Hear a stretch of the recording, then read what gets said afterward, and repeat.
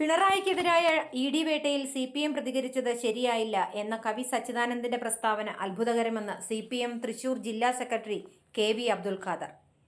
ഇ.ഡിയിൽ നിന്ന് നീതി ലഭിക്കുമെന്ന് സച്ചിദാനന്ദന്റെ കണ്ടെത്തൽ വിചിത്രമാണ്.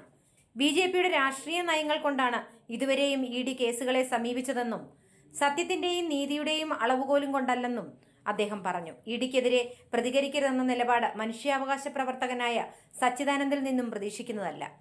പിണറായി വിജയനെതിരെ ഇ.ഡി വേട്ടയിൽ CPM പ്രതികരിച്ചത് ശരിയായില്ല എന്ന പ്രസ്താവന അത്ഭുതകരമാണ്. അദ്ദേഹത്തെ പോലൊരാൾക്ക് ഇ.ഡി എന്താണെന്ന് അറിയാത്തതുപോലെയാണ് പ്രതികരിക്കുന്നതെന്നും അദ്ദേഹം പറഞ്ഞു. ഇ.ഡി തികച്ചും കേന്ദ്ര സർക്കാരിന്റെ രാഷ്ട്രീയ ഉപകരണമാണ്. പ്രതിപക്ഷ നേതാക്കളെ അവർ വേട്ടയാടുന്നു. കോൺഗ്രസിന്റെ ചില നേതാക്കൾ ഇ.ഡി നടപടി ഭയന്ന് BJPയിൽ അഭയം തേടിയപ്പോൾ അന്വേഷണവും നിലച്ചു. ഇ.ഡി അന്വേഷിച്ച് കഴമ്പില്ലെങ്കിൽ പിന്നെ പ്രശ്നമില്ലല്ലോ എന്നൊക്കെയുള്ള അഭിപ്രായം അപഹാസ്യമാണ്. ദില്ലി മുഖ്യമന്ത്രി കെജ്രിവാളിന്റെ അനുഭവം രാജ്യമാകെ കണ്ടതാണ്.